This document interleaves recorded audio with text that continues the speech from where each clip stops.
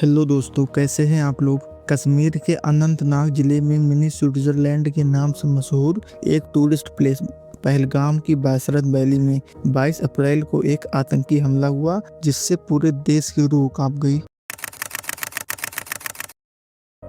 ये 2019 के पुलवामा हमले के बाद कश्मीर में अब तक का सबसे बड़ा आतंकी हमला था। इस हमले ने पूरे देश को झकझोर कर रख दिया और इस वजह से यहाँ 26 लोगों की जान गई और 17 लोग घायल भी हुए। यहाँ अपनी जान गंवाने वालों में अधिकतर लोग टूरिस्ट थे जो अपनी फैमिली के साथ मिनी स्विट्जरलैंड कहे जाने वाले बायसरन में घूमने आए थे।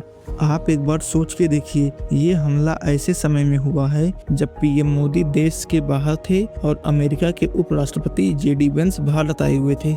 इस हमले में पाकिस्तानी आतंकवादियों ने लोगों को उनके धर्म के आधार पर टारगेट किया। अपनी जान गंवाने वालों में एक विक्टिम मुस्लिम थे, सैयद आदिल हुसैन शाह, जो वहीं के लोकल थे और खच्चर चलाने का काम करते थे। जब आतंकवादियों ने हमला शुरू किया तो इन्होंने एक आतंकी की गन छीनने की कोशिश की, जिस वजह से एक दूसरे आतंकी ने इन्हें भी गोली मार दी। इसके अलावा एक लोग क्रिश्चियन थे और बाकी सब लोग हिंदू थे जो देश के अलग अलग जगह से घूमने आए थे। और उनमें से एक सुदीप नौपने थे जो कि नेपाल से आए हुए थे। ऐसे ही Indian air force officer Teg Heliang, IB के officer Manish Ranjan, Indian navy officer Vinay Narwal, जिनकी शादी सिर्फ 6 दिन पहले हुई थी और ये अपनी पत्नी के साथ यहाँ घूमने आए थे।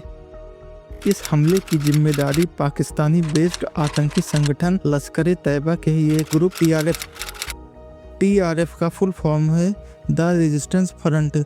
एक इंटेलिजेंस इनपुट के अकॉर्डिंग लश्कर ए तैयबा के ही एक टॉप कमांडर सैफुल्ला कसूरी इस हमले के मास्टरमाइंड्स में से एक था। कुछ मीडिया रिपोर्ट के अकॉर्डिंग उस हमले में 5 से 6 आतंकी शामिल थे, जिसमें से 3 पाकिस्तानी थे और 2 कश्मीर के ही लोकल मिलिटेंट थे जिनका नाम आदिल और एहसान है। जम्मू कश्मीर पुलिस ने आई विटनेस के आधार पर 3 पाकिस्तानी आतंकियों का स्केच भी बनाया है और उनकी खोज जारी है। पहलगाम में आतंकवादियों ने लोगों को उनके रिलीजियन के आधार पर मारा और आतंकियों के मेन टारगेट थे वहां घूमने आए हिंदूज।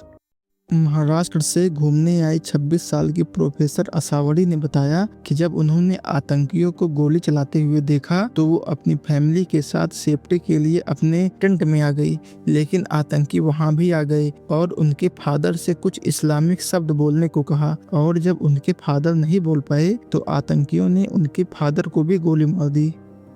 इसके साथ ही आतंकवादियों ने कुछ लोगों के आईडी कार्ड भी चेक किए और तो और 20 विक्टिम्स के प्राइवेट पार्ट भी चेक किए गए कि वो हिंदू हैं या नहीं, और हिंदू पाए जाने पर उन लोगों को भी गोली मार दिया गया। इतना सब कुछ होने के बाद भी हमारे देश के कुछ सो कॉल्ड सेकुलर नेता कहते हैं कि आतंकवाद का कोई धर्म नहीं होता। ऐसी घटना की हम लोग निंदा करते हैं। सरकार कड़ी से कड़ी कार्रवाई करे ऐसे आतंकवादियों के खिलाफ, क्योंकि आतंकवादियों का कोई धर्म नहीं होता। आतंकवादी किसी धर्म के नहीं होते। मैं आपको कुछ डेटा दिखाता हूँ। ये वो आतंकवादी हैं जो पुलवामा हमले में शामिल थे। पहला है आदिल अहमद दार जो कि एक सुसाइड बॉम्बर था। दूसरा है कामरान इलियास जो कि पुलवामा हमले का मास्टरमाइंड था। अब आते हैं 2008 के मुंबई हमले पर। पहला नाम आता है अजमल कसाब का, जिसने सीएसटी स्टेशन पर फायरिंग की थी। दूसरा नाम आता है अबू इस्माइल का जो कि अजमल कसाब का साथी था और इसने कौमा हॉस्पिटल पर हमला किया था, लेकिन बाद में ये इनकाउंटर में भी मारा गया। अब आते हैं 2001 के संसद भवन के हमले पर। इस हमले में आतंकवादियों में पहला नाम आता है हमजा का जो कि आतंकवादियों के ग्रुप का लीडर था। दूसरा नाम आता है हैदर का जो कि एक शार्प शूटर था। तीसरा नाम आता है रिजवान का जो कि एक ग्रेनेड और एक्सप्लोजिव हैंडल करता था। और फिर आता है मोहम्मद जिसने पूरे हमले की प्लानिंग की थी। कमाल की बात यह है कि ये सारे आतंकवादी एक ही धर्म के थे।